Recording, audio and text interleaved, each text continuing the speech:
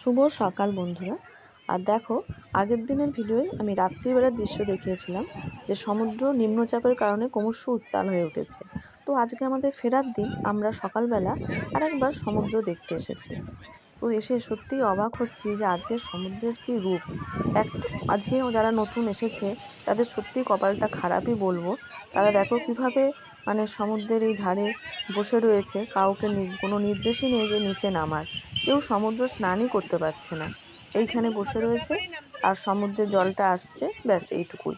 কোনো ফটোগ্রাফারকে পর্যন্ত দেখছি না নিচে নামতে, কোনো ফটোগ্রাফারও দেখো নিচে নেই। সমুদ্রে স্নান করা আজকে কোনো রকমই আশা করা যাচ্ছে না যে সমুদ্রে স্নান করা যাবে। আজকে সবেমাত্র নিম্নচাপের প্রথম দিন, না জানি আজকে রাত্রে বা কালকে কতটা ভয়ঙ্কর রূপ ধারণ করবে। তো আমরা তো চলেই যাচ্ছি, আমাদের আর সেই ততটা ভয়ঙ্কর রূপ দেখা হলো না। তো আমরা চলে এসেছি স্টেশনে। দেখো, এখান থেকে দেখা যাচ্ছে জগন্নাথ মন্দির। তো স্টেশন থেকে আমরা আরেকবার জগন্নাথ মন্দির দর্শন করে নিলাম, খুব ভালো লাগছে।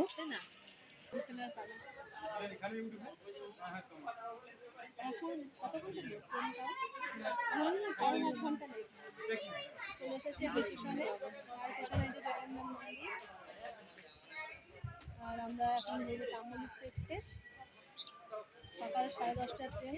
এখন বাজে কটা, এখনো আসেনি, কখন আসতে জানি না। চলো, এখানে ব্লগটা শেষ করলাম। আশা করবো আরো সুন্দর সুন্দর ব্লগ নিয়ে আসবো। সবাই ভালো থেকো। তো আমরা সবাই রেডি হয়ে নিয়েছি। এ দেখো দীঘা স্টেশন, সবাই মোটামুটি দাঁড়িয়ে পড়েছে এত ঘন্টা অপেক্ষার পর। ফাইনালি তাম্রলিপ্ত এক্সপ্রেসে ঢুকছে। শুনলাম সোমবার আর বৃহস্পতিবারই এই দেরিটা হয়। তো আজকে সকাল 10:30টায় ট্রেন ঢুকলো, 3:30টায়।